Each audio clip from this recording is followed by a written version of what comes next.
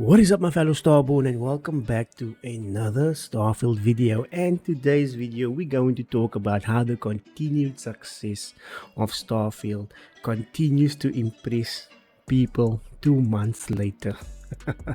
Yeah, 2 months later, man, and Starfield is still impressing people. But yeah, so this is going to be a quick video on reporting about that, but I do have the other video still in the pipeline, and that is what Starfield gets wrong. 5 things I want to see come to Starfield, as well as ranking the companions loyalty side quest. The current video up now is what Starfield gets right, so be sure to check out my YouTube channel and go and give that a watch. Do consider subscribing so that you know when these videos drop. But with that being said, let's get into the video, man.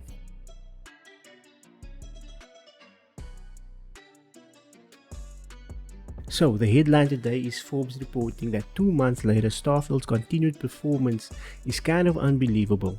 Yeah, as we go through this report, you gotta look at it from the spectrum and from the side that this is a single player game. It does not have co-op, it does not have a PvP mode, it does not have PvE modes or anything like that. It's a single player game through and through.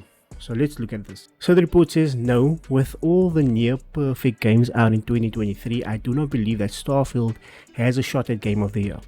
To be honest, I don't think so too. I'm not sure how the Game Awards work. I know that there are 6 nominees only, but I'm not sure how these games get voted into that. It could possibly be nominated, I'm not too sure, but this year's caliber of games has just been that good. I still think that it should go to Baldur's Gate 3 without a doubt, because Baldur's Gate 3 pushed the envelope of what gaming used to be and how great gaming can still be. So without a doubt, that should be Game of the Year. But I don't know, is there like a People's Choice Award at the Game Awards? I'm not too sure. Maybe it could be nominated for that and win that. I'm not too sure. But yeah, even though you love the game, there are some constructive criticisms towards the game. Even though I love the game myself, I do have constructive criticism towards the game, but I still enjoy playing it. But I know the console warriors on the other side of the spectrum will be enjoying and celebrating the fact that this game will not be nominated or even win Game of the Year. But I digress. The article goes on to say that, and at this point, I'm doubting that it's going to make the most award show or publication top 5 or 6 lists. I don't know what that is. However, like Hogwarts Legacy before, the performance of this game is really quite stunning and continues to be a full 2 months after launch. Very interesting, because we know a lot of people hate this game, but a lot of people also love the game. And I feel like the hate is sometimes overshadowing the people that love the game, that enjoy playing the game, or not really love the game, like it also, but enjoy playing it, you know. Okay, the article goes on to say that I was skeptical of Microsoft selling this as Bethesda's biggest launch ever, as with Starfield in Game Pass, that was not a huge shock. And of course, we're not going to know exact sales given that Game Pass inclusion. Again, Xbox is going for an ecosystem. Play wherever you want.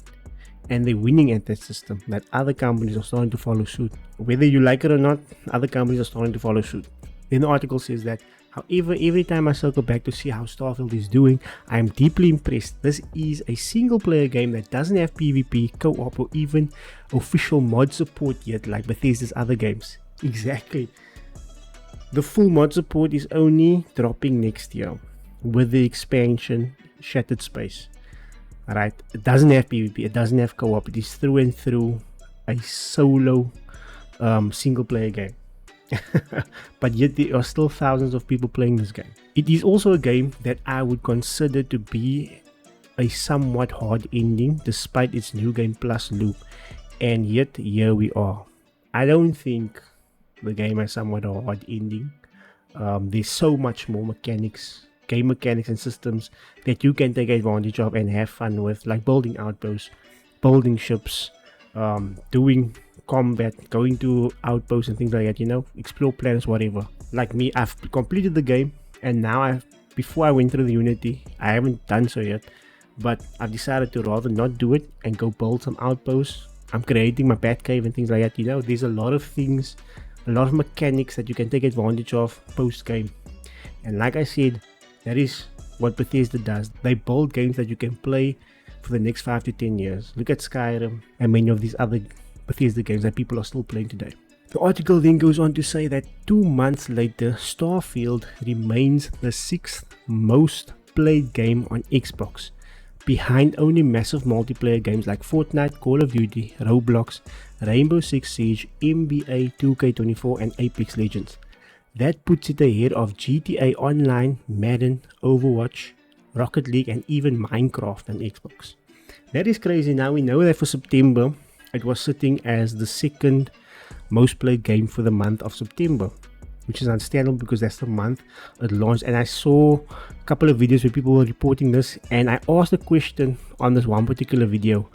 To be fair, what are the numbers of Starfield currently for October? And here we have it. It's the 6th most played game on Xbox.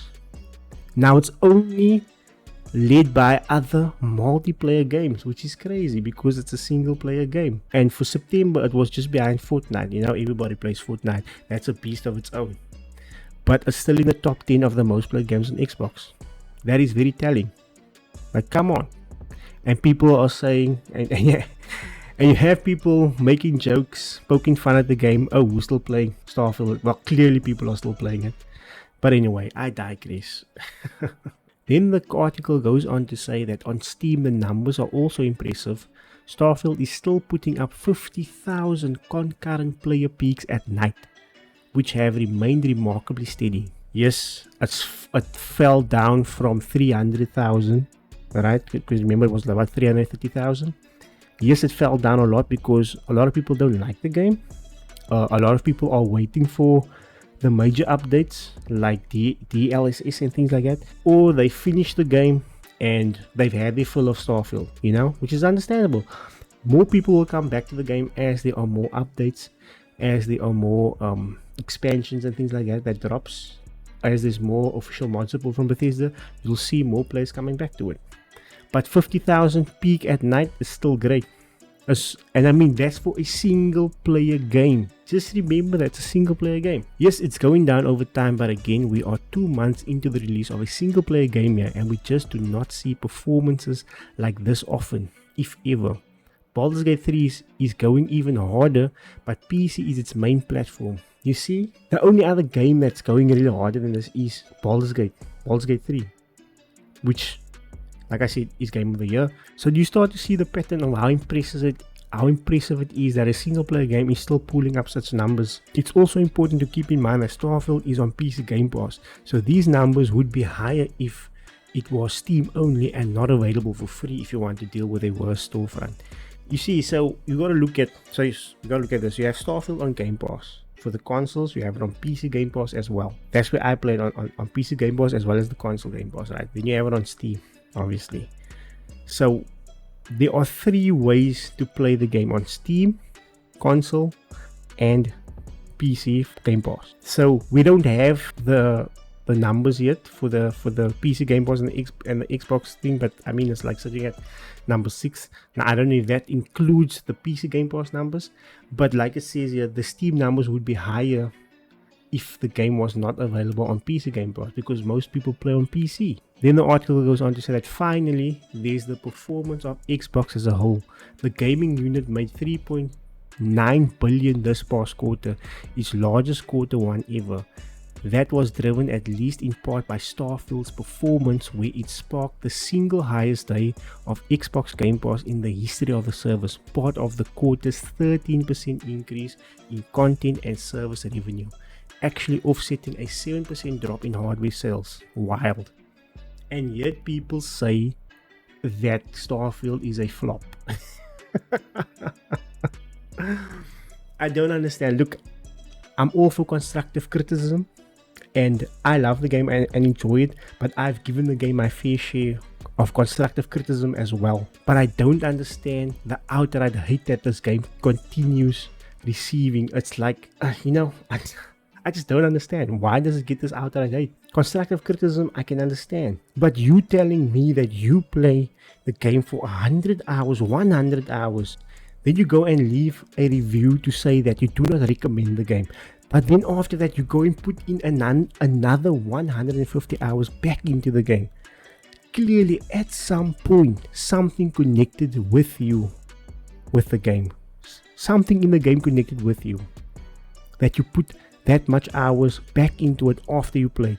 Now, I don't know about you, but if I'm not enjoying a game, I cannot put 100 hours into a game. With Fallout 76, the game was so bad. I tried it again this year. I uninstalled it after 4 or 5 hours because I just couldn't. I was like, you know, the game was just so bad. I was like, what crap is this? And I uninstalled it. So how are people able to put 100 or something hours in, give a review, say it's not recommended, and then go back and put another 100 to 200 hours back into the game? That makes no sense. Make it make sense. Do you like tormenting yourself? I mean, look at it. If you look at the Steam reviews, right? Now, I don't know how the Steam reviews work really, but the total number of reviews on the game is 110,783 in total. That is the total number of reviews. Now, the negative reviews, they total in 35,143. But the positive reviews, they total in 75,640. So the majority of the people and players out there like the game, they love the game, they can give constructive criticism to the game, they want the things to improve, but they enjoyed their time with the game, they put many hours in, they've enjoyed the game. And I don't want to really say it's a minority that do not enjoy the game, but most of the negative reviews on Steam as well, you'll see, are to do with PC performance. You know, PC performance issues like not having FOV sliders and things like that, which is understandable. But now I don't want to get too much into it, but some of these reviews just does not make sense. Like I said, you put 100 hours in, you play the game, you put a not recommended review there, you give constructive criticism, but then you go and put another 100 to 200 hours back to the game. Make it make sense, man. People probably like to torture themselves, but whatever. I digress again. Now, the article goes on to say that it is really hard to measure Starfield's success because of Microsoft's Bethesda acquisition and convoluted release strategy. I think if Bethesda was still independent, we would see just normal PC, PlayStation, and Xbox sales numbers, and they would be huge. Without a doubt, that would be huge. Without a doubt. If it was still on PlayStation, it would have been insane, because a lot of PlayStation players were also excited for the game. The sales numbers would have been massive. But if you sift through the data, you can see just how well Starfield is performing, even if it doesn't end up showered with rewards at the end of the year. Yeah. So like I said, man, love or hate the game is a huge success for Xbox. It is what Xbox needed. Now, a couple of months ago, I did a discussion video on the Xbox IP problem, right? And I'm going to revisit that video. But currently what I want to say is this. With the acquisition of Activision as well, and with the success of Starfield, Xbox no longer has an IP problem. And with everything else that they plan to release, given the showcase, which was I'm not talking about that partner showcase that was a couple of weeks ago, I'm talking about the Xbox showcase that was a couple of months ago. They have a lot of IP they're going to release, and it's a great time to be part of the Xbox ecosystem. The problem now is there has to be better quality control, right? Because games like Starfield, releasing without DLSS support, releasing without the FOV slider and things like that, that is features that should be in a game at release, with, you know. So there's a quality control issue currently, and Xbox needs to step up the game with that. With that being said, guys, what are your thoughts on Starfield? Are you still playing the game? Are you not playing the game? Let me know down in the comments below. Are you impressed with the success that this game is still having? And if you stop playing the game, will you come back to the game with the new expansion? Or what are you waiting for to jump back into the game? Let me know down in the comments below. I like to get these conversations going, man. But with that being said, guys, I'll catch you on the next video. So stay safe out there and happy gaming. Rampage out. Peace.